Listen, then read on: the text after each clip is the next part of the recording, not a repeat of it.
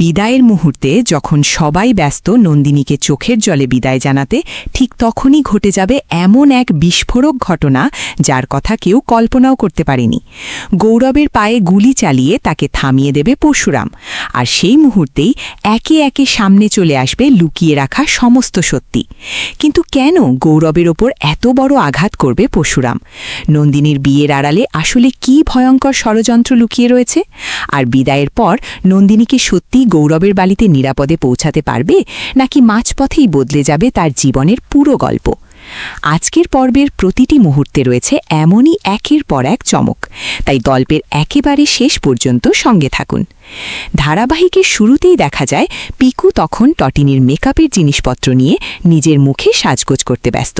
কখনো লিপস্টিক লাগাচ্ছে, কখনো আইলাইনার, আবার কখনো আয়নার সামনে দাঁড়িয়ে নিজেকে দেখে বেশ খুশি হচ্ছে। ঠিক সেই সময় ঘরে ঢুকে পড়ে পরশুরাম।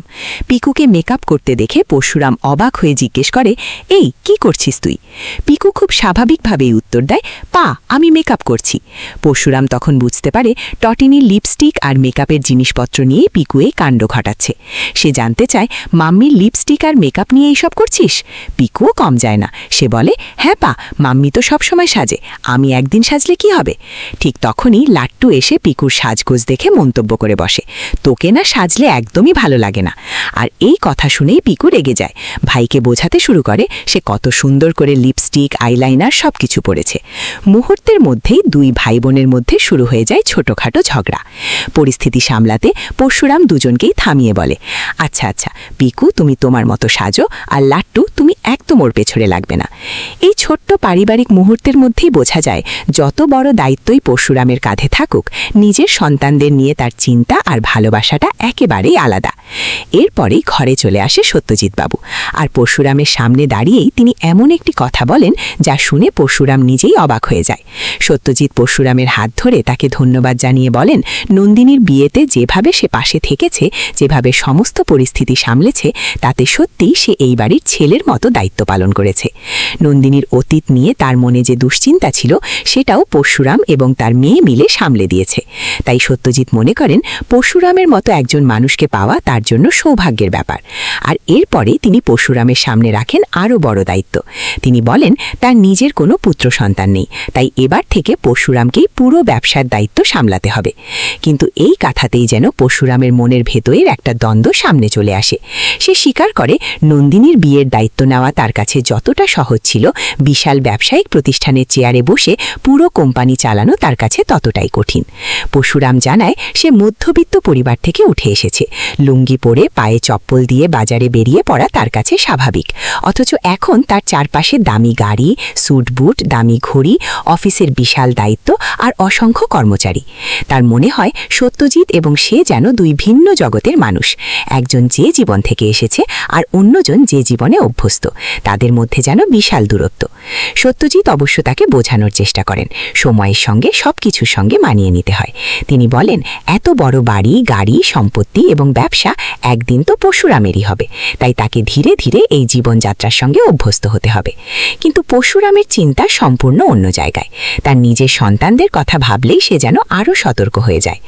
এরই মধ্যে পিকু সরল মনে প্রশ্ন করে বসে, পা, তুমি খুব রিচ, তুমি খুব বড় লোক? পরশুরাম একটু বিরক্ত হয়ে তাকে জিজ্ঞেস করে, কে তাকে এসব বলেছে?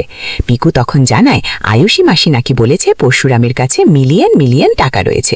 লাট্টুও সঙ্গে সঙ্গে মজার ছলে 1 মিলিয়নে কতগুলো শূন্য থাকে তা গুনতে শুরু করে।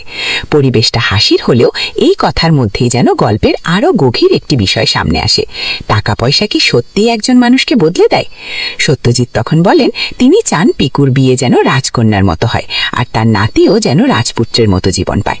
তাদের জীবনে কোনো অভাব থাকবে না, তারা যা চাইবে সেটাই যেন পায়। কিন্তু পরশুরাম এই কথায় একেবারেই রাজি নয়, বরং সে বলে, সন্তানদের প্রতিদিন সবকিছু দিয়ে বড় করলে তারা জিনিসের মূল্য বুঝবে না। রোজ মাটন খাওয়ানোর কথা শুনেও সে আপত্তি জানায়। তার যুক্তি খুব পরিষ্কার, যে জিনিস প্রতিদিন হাতের সামনে থাকে, একটা সময় তার প্রতি আকর্ষণটাই হারিয়ে যায়। আর এখানেই পরশুরামের চরিত্রের সবচেয়ে বড় দিকটি সামনে আসে। সে সত্যজিতের কাছে স্পষ্ট করে বলে কোম্পানির দায়িত্ব সে পালন করবে, কিন্তু তার সন্তানদের বিনিময় নয়।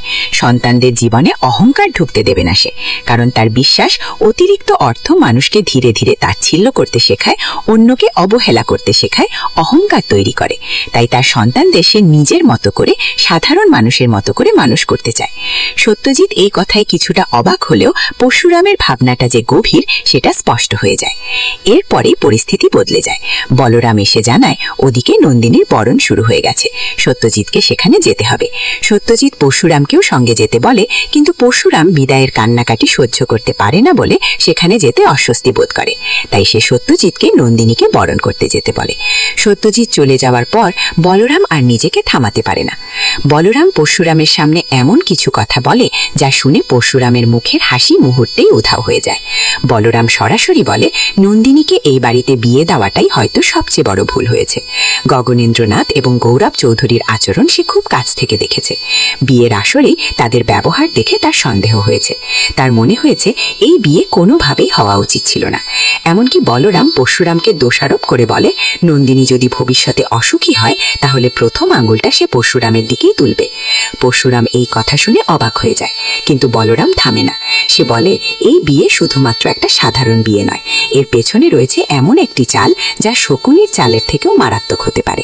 নন্দিনীকে এমন একটা পরিবারের হাতে তুলে দেওয়া হয়েছে যাদের আসল উদ্দেশ্য এখনো কেউ পুরোপুরি বুঝতে পারেনি। বলরামের কথায় পরশুরামের মনে প্রথমবারের মতো সত্যি একটা বড় সন্দেহ তৈরি হয়। ঠিক তখনই সেখানে চলে আসে আয়ুষী। বাবার মুখে নন্দিনীর বিয়ে নিয়ে এমন কথা শুনে সে নাটক শুরু করে দেয়। সে অভিযোগ করে মেয়ের বিদায়ের সময় কেউ কিভাবে বলতে পারে যে মেয়ে অসুখী হবে। কিন্তু বলরাম বুঝতে পারে আয়ুষীর কথার মধ্যে সত্যিকারের চিন্তার চেয়ে অন্য কোনো উদ্দেশ্য বেশি রয়েছে। আয়ুষী এরপর আরও এক ধাপে গিয়ে বলরামকে ইঙ্গিত করে সে নাকি প্রেমে পড়েছে। নন্দিনীর জন্য এর থেকে ভালো পাত্র নাকি পাওয়াই সম্ভব ছিল না। এই কথায় বলরাম প্রচণ্ড রেগে যায়। সে আয়ুষীকে চুপ করতে বলে। আয়ুষী তখন নিজের স্বভাব সুলভ ব্যঙ্গ করে বলরামকে প্রশ্ন করে সেই যোগ্য পাত্রটা কি তাহলে বলরাম নিজেই? সত্যজিৎ মুখার্জির মেয়ের সঙ্গে বলরামের মতো একজনের তুলনা করাটাই নাকি অসম্ভব। আয়ুষী চলে যাওয়ার সময়ও কথার আঘাত দিয়ে যায়, কিন্তু বলরামের উত্তর আরও বেশি রহস্য তৈরি করে। সে বলে চাঁদ একদিন মাটিতে নেমে আসবে, আর সেই চাঁদ তার হাতেই এসে পড়বে। এই কথার মধ্যে যে শুধু আবেগ নয় বরং ভবিষ্যতের কোনো পরিকল্পনার ইঙ্গিত রয়েছে সেটা বলরামের চোখে মুখে স্পষ্ট। এরপর বলরাম আবার পরশুরামের কাছে ফিরে আসে, তাকে বিদায় দেখতে যেতে বলে, কিন্তু পরশুরাম জানায় সে সামনে দাঁড়িয়ে বিদায় দেখতে পারবে না। বলরামও শেষ পর্যন্ত সামনে যায় না। দুজনেই আড়াল থেকে নন্দিনীর বিদায়ের দৃশ্য দেখার সিদ্ধান্ত নেয়। কিন্তু এই বিদায় যে এতটা সহজ নয় সেটা দর্শক তখনও জানে না, কারণ আসল বিস্ফোরণ তো এখনো বাকি। একদিকে নন্দিনী নতুন জীবনে পা রাখতে চলেছে, অন্যদিকে পরশুরামে মনে ঢুকে গেছে গভীর সন্দেহ। গৌরবের পরিবার আসলে কি লুকিয়ে রেখেছে? নন্দিনী কি সত্যি এই বাড়িতে সুখী হবে, নাকি সেখানে গিয়ে এমন কোনো সত্যের মুখোমুখি হবে যা তার বিয়ে, সম্পর্ক এবং ভবিষ্যৎ সব কিছুকে তছনছ করে দেবে? আর এখানেই সবচেয়ে বড় প্রশ্ন, যে বিদায়ের মুহূর্তে সবাই নন্দিনীর চোখের জল মুছতে ব্যস্ত, সেই মুহূর্তেই কি ঘটে যাবে ভয়ঙ্কর কোনো ঘটনা? গৌরবের আসল মুখ কি সবার সামনে প্রকাশ পাবে? পরশুরাম কি শেষ পর্যন্ত নিজের সন্দেহকে সত্যি প্রমাণ করতে পারবে? আর যদি সত্যিই গৌরবের জীবনে এমন কোনো গোপন সম্পর্ক থাকে, তাহলে নন্দিনী কি তার দ্বিতীয় স্ত্রীকে নিজের চোখে দেখতে পাবে? সবচেয়ে বড় কথা, নন্দিনীর এই নতুন অধ্যায় কি তাকে গৌরবের কাছে নিয়ে যাবে, নাকি সমস্ত সত্যি সামনে আসার পর সে আবার ফিরে আসবে বলরামের কাছে? আর যদি সত্যি পরশুরাম গৌরবের পায়ে গুলি করে তাকে থামিয়ে দেয়, তাহলে সেই গুলির পর যে সত্যিটা বেরিয়ে আসবে সেটা কি পুরো পরিবারকে নাড়িয়ে দেবে? তাহলে আপনার কি মনে হয়, নন্দিনী কি গৌরবের বাড়িতে গিয়ে কোনো ভয়ঙ্কর সত্যের মুখোমুখি হবে, নাকি শেষ মুহূর্তে তার জীবনের মোড় ঘুরে যাবে? বলরামের কথাগুলো কি সত্যি প্রমাণিত হবে? আর পরশুরাম কি নন্দিনীকে বিপদ থেকে বাঁচাতে শেষ পর্যন্ত সব সীমা অতিক্রম করবে? আপনার মনে হয় পরবর্তী পর্বে ঠিক কী ঘটতে চলেছে কমেন্টে অবশ্যই জানিয়ে দিন।